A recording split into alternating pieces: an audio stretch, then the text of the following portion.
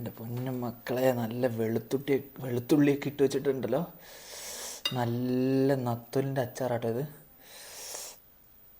അപ്പോൾ ഇന്നത്തെ ഡിന്നറിന് വലിയ കറികളൊന്നുമില്ല. നല്ല ചോറിലോട്ട് ഓഫ് ഇതുണ്ടോ, ഇപ്പം ഞാൻ പറഞ്ഞ നത്തോലി അച്ചാറാട്ടോ. നല്ല വെളുത്തുള്ളിയൊക്കെ ഇട്ട് കണ്ടോ. ഇപ്പം തന്നെ വെള്ളം വന്നിട്ട് പോയാൽ നല്ല കട്ടി തൈര് ഇച്ചിരി ഇങ്ങോട്ട് വെച്ചിട്ട് ബുൾസൈയുടെ മഞ്ഞ അങ്ങ് പൊട്ടിക്കണം. ഓഹ് പെർഫെക്റ്റ്ലി കുക്ക്ഡ്. ഇതെല്ലാം കൂടി വെച്ചിട്ട്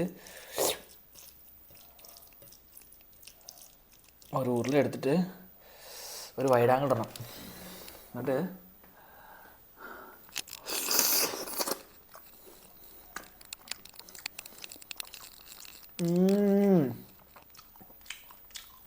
ആ വെളുത്തുള്ളിയുടെയും നത്തോലിയുടെയും ഫ്ലേവറും സ്മെല്ലും കൂടി ഒരു രക്ഷയില്ല.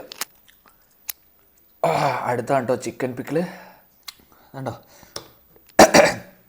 നല്ല ബോൺലെസ് പീസ് ചെറിയ ചെറിയ കുഞ്ഞ് പീസാക്കിയിട്ട് അതുകൂടി ഇങ്ങനെ ഇച്ചിരി എടുത്തിട്ടേ നിങ്ങൾ ചോറിലോട്ട് വെച്ചിട്ട്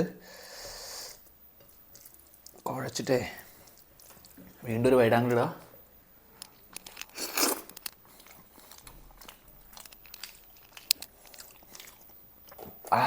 the one and only main item beef pickle. ഇതാണ് കേട്ടോ ബീഫ് പിക്കിള്.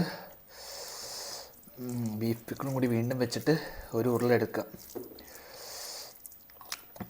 ഇച്ചിരി ഇങ്ങനെ എടുത്തിട്ട് വീണ്ടും ഒരു വൈഡാങ്കിൾ ഇടാം.